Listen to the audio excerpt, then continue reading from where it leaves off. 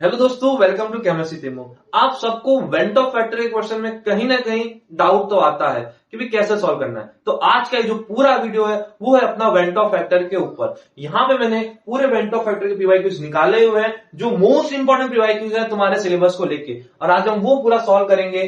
अच्छा, went Hoff factor start करें उससे पहले हम एक बार सारे फॉर्मूले को रिवाइज कर लेते हैं। मैंने यहाँ पे पहले से 4 क्वालिटेटिव प्रॉपर्टीज के फॉर्मूले लिखे हुए थे और उनको मल्टीप्लाई कर दिया है वेंट ऑफ फैक्टर के साथ। अच्छा, वेंट ऑफ फैक्टर को मैं डिनोट करता हूं आई के थ्रू।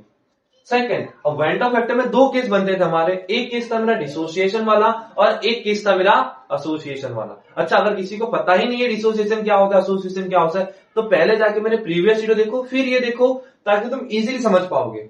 अब मैंने डिसोसिएशन का क्या फॉर्मूला दिया था, I is equal to 1 plus alpha bracket में n माइनस 1। अच्छा, अल्फा मतलब क्या होता था, डिग्री ऑफ डिसोसिएशन, और n मतलब क्या होता था, कितने सॉल्यूट के मोल डिसोसिएट हो रहे हैं।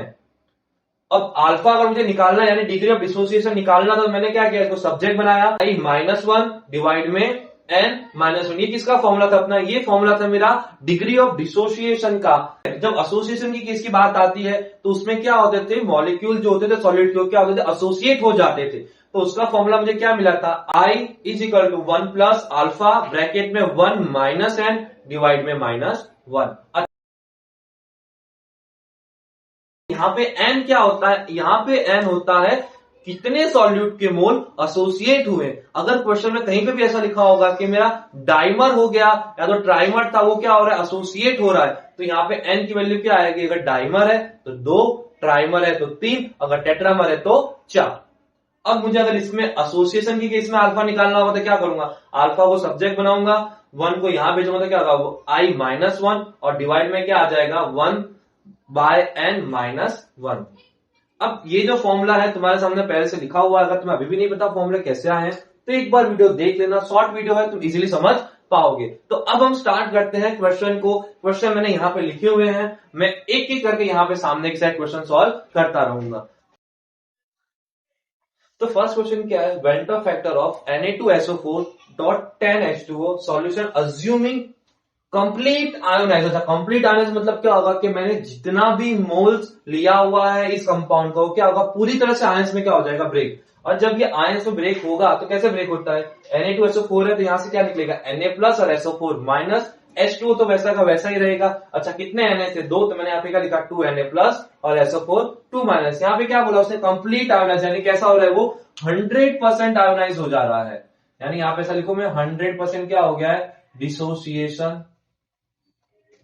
अच्छा, इसका मतलब क्या हुआ, अब इस केस में तुम आई की वैल्यू कैसे निकालते हो, देखो, तो मैं तुम्हें एक जनरल फॉर्मूला भी दिया हुआ है और एक नई मेथड भी है, मैं तुम्हें दोनों बता दूंगा।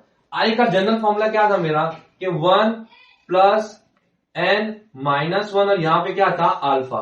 अच्छा, 1 ऐसे रखो, n मतलब क्या होगा भाई, कितने आयन डिसोसिएट हो रहे हैं। तो देखो कितने आयन है, 2 Na के प्लस 1 सल्फर का, कितने आयन हुए, 3 आयन। सर ये H2O भी आयन के फॉर्म में नहीं काउंट होगा, भाई H2O आयन्स है तो ये तो पूरा एक मॉलिक्यूल है अभी डन, तो उसको तुम काउंट नहीं करते। कितने आयन्स बने, 3 आयन बने, तो यहाँ पे क्या लिखोगे, 3 माइनस 1। अच्छा, अल्फा क्या बोला उसने, कंप्लीट डिसोसिएशन, यानी अल्फा क्या होगा मेरा, 100% डिसोसिएट होगा। अब अगर मुझे परसेंटेज हटाना है तो मैं क्या करूंगा, इसको डिवाइड करूंगा 100 के साथ, तो आंसर क्या आएगा, 1। यानी यहाँ पे अल्फा की वैल्यू मेरे क्या होगी, 1 होगी। तो देखो अगर मैं इसको सॉल्व करूंगा तो आंसर क्या आएगा, 3, यानी इस केस में मेरी आई की वैल्यू क्या होगी, 3। ये है एक जनरल फॉर्मूला मेथड से। दूसरा एक और शॉर्ट मेथड है, कौन सी मेथड है, तो देखो यहाँ पे ये पहले से लिखा हुआ है, मैंने मेथड 2 करके यहाँ पे लिखता हूं मैं, M2। अच्छा, यहां पे देखो क्या होगा, मेथड 2 में क्या बोला उसने, कंप्लीट आयोनाइज हो रहा है। अच्छा, कंप्लीट आयोनाइज होना कि भी आयंस के फॉर्म में पूरी तरह से ब्रेक हो जा रहा है, उस केस में आई की वैल्यू क्या होगी। आई का एक और फॉर्मूला है, number of moles of solute after dissociation divide में number of moles of solute before dissociation. यानी स्टार्टिंग में मैंने कितना मोल लिया था, 1। अब जैसे ही कंप्लीट डिसोसिएट हो रहा है तो कैसे ब्रेक हो रहा है, देखो तो यहाँ पे कितने आयंस बन रहे हैं, 2 और 3। अच्छा, मैंने कितने लिए थे स्टार्टिंग में मोल, 1 मोल लिए थे।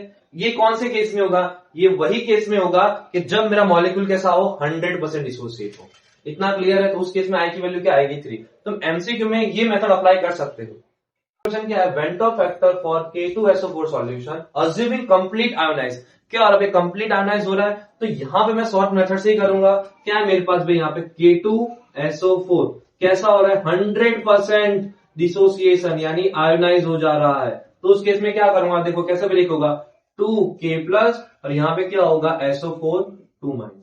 इतना क्लियर है। तो भाई इस केस में आई की वैल्यू क्या होगी, जब भी ऐसा बुलाओ 100% है यानी कंप्लीट है तो क्या करोगे, देखो भाई कितने आयंस बन रहे हैं 2K+ के और एक SO4 2- यानी कितना आया 3। अच्छा स्टार्टिंग में मैंने कितने मोल लिए थे इसके 1 मोल तो 1, तो यहाँ पे आई की वैल्यू मेरी क्या आ जाएगी 3। अब हम देखते हैं क्वेश्चन नंबर 3। अच्छा ये दो क्वेश्चन जो थे ये तुम्हारे सिलेबस में 2024 के अंदर डायरेक्ट क्वेश्चन आया हुआ है, कोई वैल्यू चेंज नहीं की है। अब हम देखते हैं 23 के अंदर क्या ऐसा कोई क्वेश्चन आया था, तो अगर तुम 23 में देखोगे तो एक सेम क्वेश्चन ऐसा आया हुआ है। क्या है देखो, तो a compound of CaCl2.6H2O undergoes complete dissociation in water. The Ventov factor I is, यानी उसने भी सिर्फ चेंज कर दिया यहां में किसको, कंपाउंड को। यहां पे कंपाउंड क्या दिया है मुझे, कंपाउंड दिया है CaCl2.6H2O। क्या बोला उसने, कंप्लीट आयोनाइज हो रहा है तो कंप्लीट डिसोसिएट हो रहा है, यानी कंप्लीट यानी क्या बोलेंगे 100% डिसोसिएशन। अब अगर तुम देखोगे तो अगर डिसोसिएट होगा तो वाटर तो वैसा ही रहता है यानी 6H2O। अब आयंस में कौन ब्रेक होगा Ca+2 और कितने Cl निकल रहे हैं 2Cl-। अब मुझे क्या बोला आई की वैल्यू, भाई जब भी ऐसा बुलाओ कंप्लीट डिसोसिएशन, क्या बुलाओ कंप्लीट डिसोसिएशन, तो क्या करोगे देखो कितने आयंस बन रहे हैं प्रोडक्ट साइड 3, तो यहाँ पे लिखो 3। अब तुमने स्टार्टिंग में कितने मोल लिए होते हैं हमेशा 1, तो यहाँ पे क्या लिखोगे 1। तो इस केस में आई की वैल्यू वापिस से क्या आ गई 3। तो अगर तुम देखोगे तो सेम ये क्वेश्चन जो था मेरा सेम टू सेम क्वेश्चन, खाली कंपाउंड को चेंज कर दिया। फर्स्ट क्वेश्चन तो 2024 में पूछा गया था और थर्ड क्वेश्चन 2023 में पूछा गया था। यानी ऐसे टाइप के क्वेश्चन तुम्हारे एग्जाम में हर बार आते हैं, तो पहले तो क्या करो भाई ऐसे टाइप के क्वेश्चन की प्रैक्टिस कर लो ताकि कुछ मार्क्स तुम्हारे सिक्योर पहले से ही हो जाए। अब हम करेंगे सॉल्व क्वेश्चन नंबर 4। क्वेश्चन क्या है अपना, compound undergo complete dimerisation in a given organic solvent. The dimerisation यानी कि मेरा कंपाउंड यानी मेरा जो मॉलिक्यूल है वो क्या हो जा रहा है, क्या हो रहा है डाइमर बन जा रहा है। यानी अगर 2 मोल है तो आपस में ज्वाइन होकर कितने मोल बन जाएंगे 1 मोल, यानी 2 का हाफ क्या होगा 1। तो अच्छा अगर मैं 1 मोल लेता हूं तो कितना हो जाएगा 1/2। मैंने तुम्हें एसोसिएशन के लिए ये वाला फॉर्मूला बताया हुआ है, बट अब वो फॉर्मूले से ना जाते हुए ये फॉर्मूले से सॉल्व करेंगे। फॉर्मूला क्या है, number of moles of solute after association divide में number of moles of solute before association. यानी कि भाई मेरे सॉल्यूट में डालने के बाद वो जो मॉलिक्यूल है वो कितना एसोसिएट हुआ और मैंने कितना मॉलिक्यूल डाला था, वो उसका मतलब होगा बिफोर। अच्छा जैसे कि मैंने इक्वेशन बनाया हुआ है तो इसके हिसाब से क्या हो रहा है डाइमर बन रहा है। अच्छा डाइमर होगा तो यहाँ पे क्या लिखोगे 1/2, ट्राइमर होगा तो क्या लिखोगे 1/3, अगर टेट्रामर होगा तो क्या लिखोगे 1/4। देखो अब यहाँ पे क्या होगा आफ्टर यानी कि सॉल्यूशन में डालने के बाद कैसे ब्रेक हुआ वो 0 + 1/2। अच्छा मैंने डाला कितना मोल था 1 मोल। अब अगर इसको सॉल्व करूंगा तो मेरी आई की वैल्यू कितनी आ जाएगी 1/2 यानी कि 0.5। इतना क्लियर है। अच्छा क्वेश्चन देखो 5 वाला, सेम क्वेश्चन आया था 2023 के अंदर, यानी 2 सेम क्वेश्चन पूछे गए थे 2023 में। क्या था, कंपाउंड अंडरगोज टेट्रामराइजेशन, यानी कि मैंने 4 मोल लिया है सॉल्यूट का, कितना मोल 4 मोल, तो वो आपस में ज्वाइन होकर कितने मोल हो जाएंगे 1 मोल हो जाएंगे। यानी यहां पर मुझे लिखना होगा तो मैं ऐसे लिख सकता हूं कि मेरे पास अगर ये है 4x तो यहां पे क्या हो जा रहा है x/4, यानी चारों मोल आपस में क्या हो जा रहे हैं ज्वाइन हो जा रहे हैं। और ऐसे केस को तो हम क्या बोलते थे एसोसिएशन वाला केस। तो सेम यहां पे जैसे किया, अगर मैं 1 मोल लेता हूं स्टार्टिंग में तो कुछ प्रोडक्ट बनी नहीं होगी तो मैं क्या बोलता हूं 0। जैसे मैंने यहाँ पे डाइमर बनाया तो यहाँ पे क्या लिखा 1/2 लिखा, तो जैसे मैं टेट्रामर बनाऊंगा तो यहाँ पे क्या लिखूंगा 1/4। अब यहाँ पे क्या लिख दोगे 0 क्योंकि पूरा टेट्रामर में कन्वर्ट हो चुका है। तो यहाँ पे आई निकालना है तो same formula number of moles of solute after association. अच्छा आफ्टर एसोसिएशन मतलब क्या होगा 0 + 1/4 और डिवाइड में क्या है number of moles of solute before associated. Before यानी मैंने कितना मोल लिया है 1 मोल, तो यहाँ पे क्या लिखूंगा मैं 1। अब अगर मैंने इसको सॉल्व करूंगा तो मेरा आंसर कितना आएगा 1/4, कट करने पे आंसर आएगा 0.25। ये क्या वैल्यू होगा, ये वैल्यू हो गई मेरी एसोसिएशन की। और एक चीज याद रखना कि डिसोसिएशन की वैल्यू हमेशा एक से ज्यादा ही आएगी और एसोसिएशन की वैल्यू हमेशा देखो एक से कम ही आएगी। तो अगर तुम्हारे क्वेश्चन में कभी भी ऐसा हो रहा है कि एसोसिएशन के अंदर मेरा आंसर 1 से ज्यादा आ रहा है तो तुम कहीं ना कहीं कुछ मिस्टेक कर रहे हो, तो उसका ध्यान रखना। क्वेश्चन 6 देखते हैं। क्वेश्चन 6 में क्या बोला है, out of the following 1 molar aqua solution which one will show highest freezing point depression. और उसने क्या बोला, सब सॉल्यूशन की कॉन्सेंट्रेशन क्या है 1 मोलर। भाई जब भी ऐसा क्वेश्चन आए कि सॉल्यूशन की कॉन्सेंट्रेशन बता दी कि सेम है, यानी सबकी कॉन्सेंट्रेशन कैसी है 1 मोलर, और बोला किसका फ्रीजिंग पॉइंट हाई होगा, तो सिंपल है तुम्हें जाना है आई की वैल्यू पे। जिसका वेंटा फैक्टर ज्यादा होगा उसकी कॉलीगेटिव प्रॉपर्टी भी क्या होगी ज्यादा। तो यहाँ पे देखो NaCl का वेंटा फैक्टर क्या होगा भाई, जब कभी ऐसा इसने बोला नहीं कि भाई कितना डिसोसिएट हो रहा है, तो हमेशा तुम्हें कितना लेना है 100%। और 100% के केस में तुम्हें क्या देखना है कितने आयंस बन रहे हैं, जितने आयंस बनेंगे उतनी उसकी आई की वैल्यू। NaCl है, कितने आयंस बनेंगे 2, एक होगा Na प्लस Cl माइनस, तो आई की वैल्यू क्या आएगी NaCl के लिए आएगी 2। सेम सेकेंड के लिए बात करूं तो क्या Na2SO4, तो Na2SO4 कैसे ब्रेक होगा Na प्लस और 2SO4 माइनस कितने आयन बने 3, तो आई की वैल्यू क्या आएगी 3। अच्छा ये ध्यान से देखो, ये क्या है ग्लूकोज है।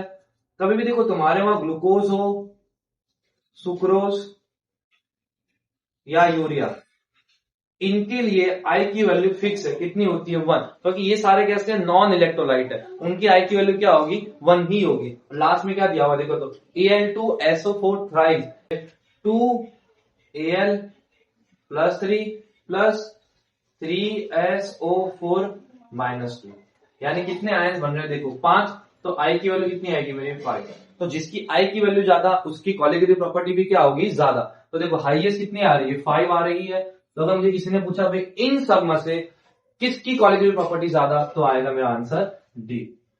सिंपल है क्वेश्चन है। अब आगे आओ, और हाँ ये तुम्हारे प्रीवियस ईयर पूछा गया था 2023 के अंदर। अब हम देखते हैं 2024 के अंदर पूछा गया एक बहुत क्वेश्चन 7 देखते हैं क्या बोला, calculate the mass of CaCl2, यानी मुझे वेट निकालना है CaCl2 का। ओके आगे क्या दिया है, मोलर मास कितना दिया है CaCl2 का, मोलर मास है मेरे पास CaCl2 का 111 ग्राम पर मोल, यानी कि 111 to be dissolve in 500 gram of water, यानी कि मैं उसको डिजोल्व कर रहा हूं। अच्छा किस डिजोल्व कर रहा हूं, तो ये तो मेरा सॉलिड हो गया, वाटर में डिजोल्व कर रहा हूं, तो वाटर क्या होगा मेरा सॉल्वेंट, कितना है सॉल्वेंट मेरे पास है 500 ग्राम।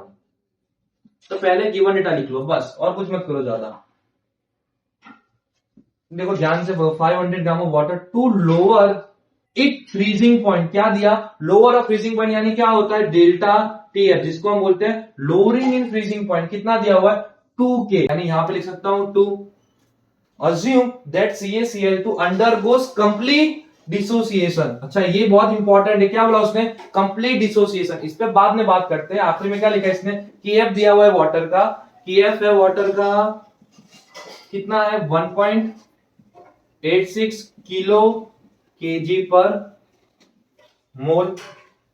अच्छा अब इस लाइन पे वापस आते, उसने क्या बोला कंप्लीट डिसोसिएशन, यानी अगर मैंने CaCl2 लिया है, देखो ध्यान से भाई दोस्तों, अगर मैंने CaCl2 लिया है तो सॉल्यूशन में जाके कैसे ब्रेक होगा Ca+2 और 2Cl माइनस, यानी कितने आयन बना रहा है P। और एक चीज याद रखना, जब भी ऐसा बोला हो कंप्लीट डिसोसिएशन, तो वहां पे जितना आयंस बनेगा वही तुम्हारी आई की वैल्यू होगी। तो यहाँ पे कितने आयन बनेंगे देखो, 2 1 और 2 3, यानी आई की वैल्यू क्या होगी मेरी 3। अच्छा मुझे निकालने को क्या बोला है, वेट निकालना है और फ्रीजिंग पॉइंट दिया हुआ है, लोअरिंग इन फ्रीजिंग पॉइंट दिया हुआ है। तब सिंपल एक ही फॉर्मूला है पूरे सिलेबस में जो हमने पहले देखा था, क्या TF is equal to KF multiply में molality, TF is equal to KF multiply में मोलालिटी।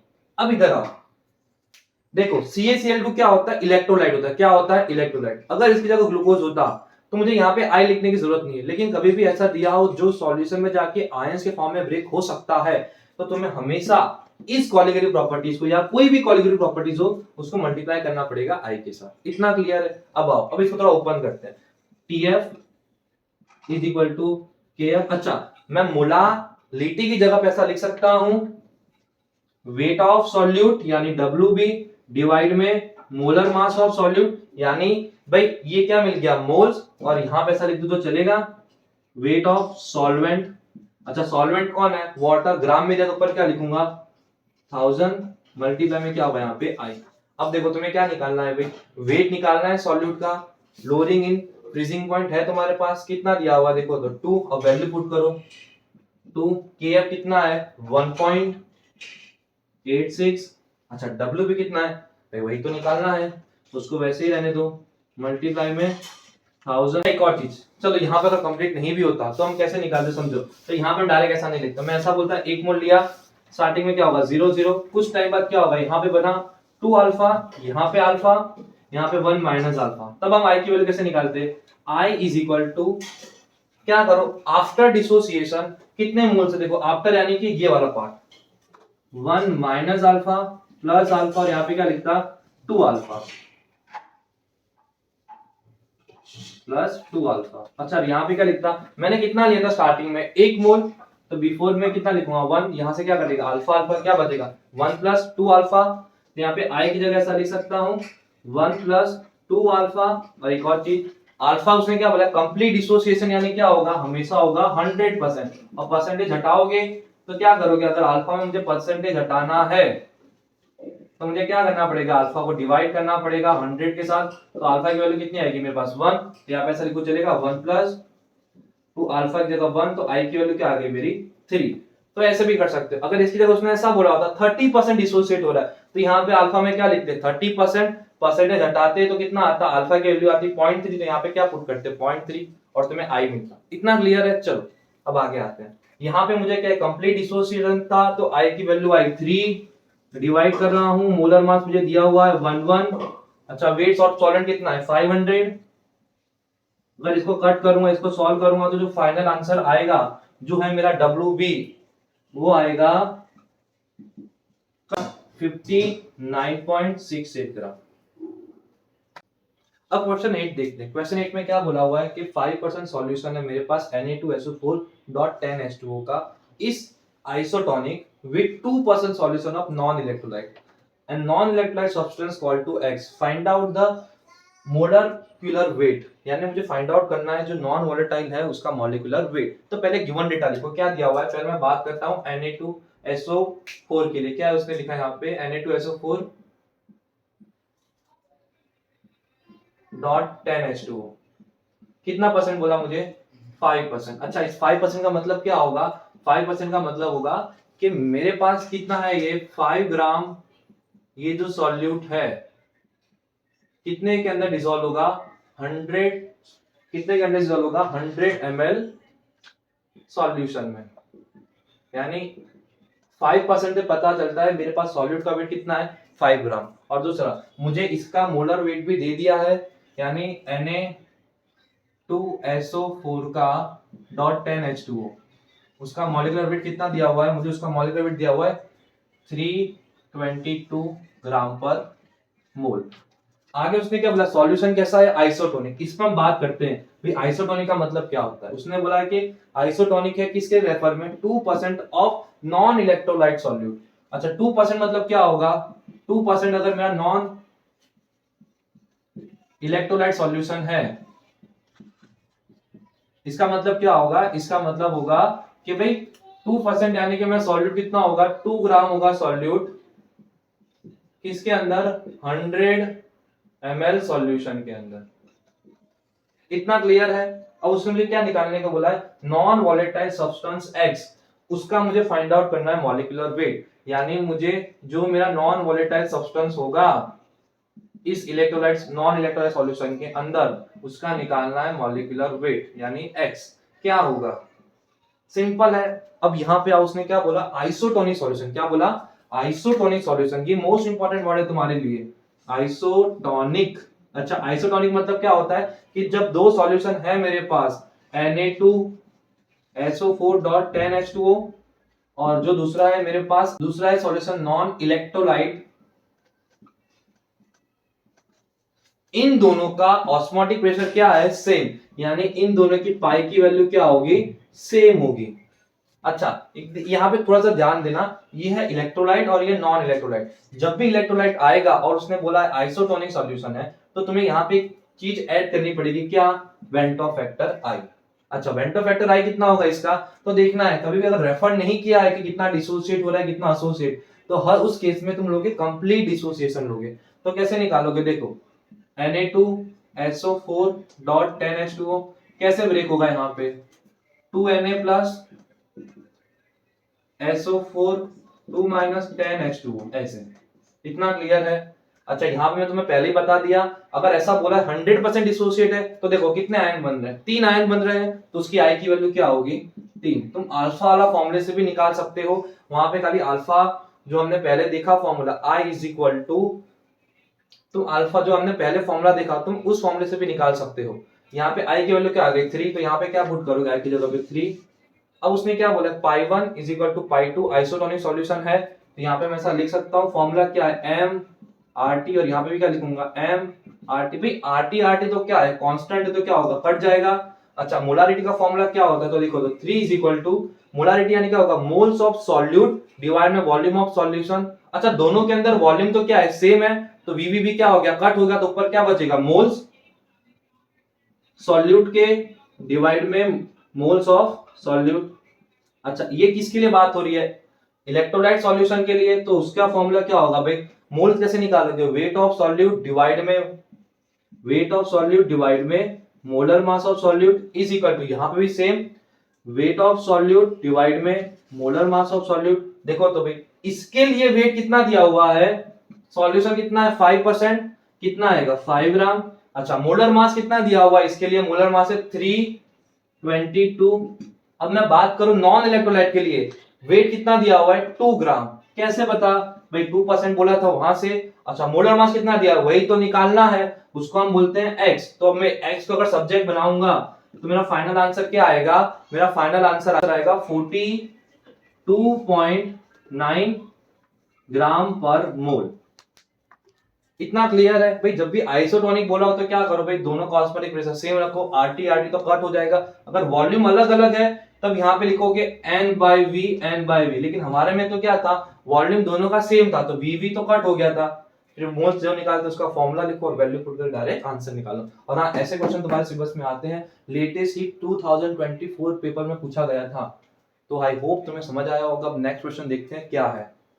अब 9 क्वेश्चन देखते हैं। 9 क्वेश्चन क्या है, calculate the freezing point of solution, यानी सॉल्यूशन का फ्रीजिंग पॉइंट निकालना, यानी क्या होता है, टीएफ निकालना containing 8.1 gram HBr in 100 gram of H2O, यानी वेट ऑफ सॉल्यूट, HBr क्या होगा, मेरा सॉल्यूट होगा, कितना दिया हुआ मुझे 8.1 ग्राम, और सेकंड क्या दिया 100 ग्राम ऑफ वाटर, यानी वेट ऑफ सॉल्वेंट कितना दिया हुआ है मुझे, दिया हुआ है 100 ग्राम। चलो ठीक है, आगे क्या बोला, assuming the acid to be 90% ionize, यानी अल्फा इस टाइम कितना है मेरे पास 90%। मोस्ट इंपोर्टेंट क्वेश्चन कितना है 95।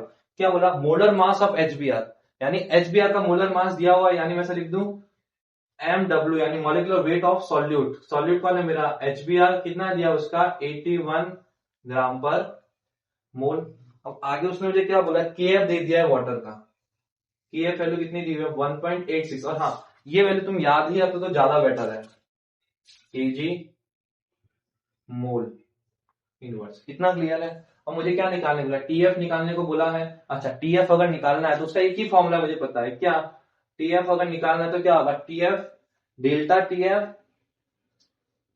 TF नॉट, निकालना है तो उसका एक ही फॉर्मूला मुझे पता है, क्या, डेल्टा TF, यानी lowering in freezing point is equal to TF naught minus TF। TF होता है सॉल्यूशन का फ्रीजिंग पॉइंट, TF नॉट होता है सॉल्वेंट का फ्रीजिंग पॉइंट। अच्छा, सॉल्वेंट कौन है, वाटर है। अब वाटर का फ्रीजिंग पॉइंट क्या होता है, तो हम सबको पता है कितना होगा 273 केल्विन, फ्रीजिंग पॉइंट पे गया, हाँ 273 केल्विन। यानी मुझे क्या निकालना है, डेल्टा TF जो आएगा उसको मैं क्या कर दूंगा, अगर माइनस कर दूंगा, डेल्टा TF की वैल्यू जो आएगी उसको माइनस कर दूंगा 273 केल्विन के साथ, तो मुझे क्या मिल जाएगा, TF मिल जाएगा। अब इधर आओ, अब डेल्टा TF कैसे निकालेंगे, डेल्टा TF निकालने का तुमने एक ही फॉर्मूला देखा है, क्या, delta TF is equal to, क्या फॉर्मूला देखा है तुमने, delta TF is equal to KF multiply में मोलालिटी। अच्छा एक चीज याद रखना, मैंने बोला तुम्हारे पास है HBr और वो क्या हो रहा है, डिसोसिएट हो रहा है, यानी यहाँ पे केस कैसा बनेगा, वेंट ऑफ फैक्टर वाला केस बनेगा। तो वहां पे तुम्हें क्या निकालनी पड़ेगी, आई की वैल्यू निकालनी पड़ेगी। तो मतलब सबसे पहले मुझे तो क्या निकालना है, आई की वैल्यू निकालना है। तो आई की वैल्यू कैसे निकालोगे, देखो मेरे पास क्या है, HBr कैसे ब्रेक होगा, H plus Br minus, initial starting में मैंने कितना लिया होगा, 1 मोल लिया, तब तो यहाँ पे कुछ बना नहीं होगा 0 0, लेकिन जैसे सॉल्यूशन में डालूंगा क्या ब्रेक होगा, अल्फा। यहाँ पे कैसे ब्रेक होगा, अल्फा, और ये अल्फा कहां से निकला होगा भाई, HBr में से तो निकला होगा, तो यहाँ पे लिख सकता हूँ 1 माइनस अल्फा। और आई का फॉर्मूला मुझे पता है, number of moles after dissociation divide में number of moles before dissociation. After में कौन सा आएगा, ये वाला 1 माइनस अल्फा प्लस अल्फा, और यहाँ पे भी क्या है प्लस अल्फा। अच्छा इनिशियली मैंने कितना लिया था 1, तो बिफोर में क्या लिखूंगा 1, अल्फा अल्फा कट, तो आई की वैल्यू क्या आएगी 1 प्लस अल्फा। अच्छा अल्फा कितना दिया हुआ है, देखो तो 90% डिसोसिएट हो रहा है, 90% डिसोसिएट हो रहा है, मतलब क्या होगा, परसेंटेज हटाने के लिए किससे डिवाइड करोगे, 100 से, तो अल्फा कितना आ जाएगा 0.9। तो अल्फा की वैल्यू कितनी है मेरे पास 0.9 है, तो आई ऐसे लिख सकता हूँ 1 पॉइंट, यहाँ पे लिख दूं 0.9, तो आई की वैल्यू कितनी आ गई मेरे पास 0.9। चलो यहाँ से आई की वैल्यू मिल गई, केएफ की वैल्यू मुझे ऑलरेडी गिवन है। अब मोलालिटी का फॉर्मूला क्या है, डेल्टा टीएफ तो मुझे निकालना है, केएफ मोलालिटी का फॉर्मूला डायरेक्ट लिख सकता हूं मैं, ये वाला वेट ऑफ सॉल्यूट डिवाइड में molar mass of solute multiply में वेट ऑफ सॉल्वेंट।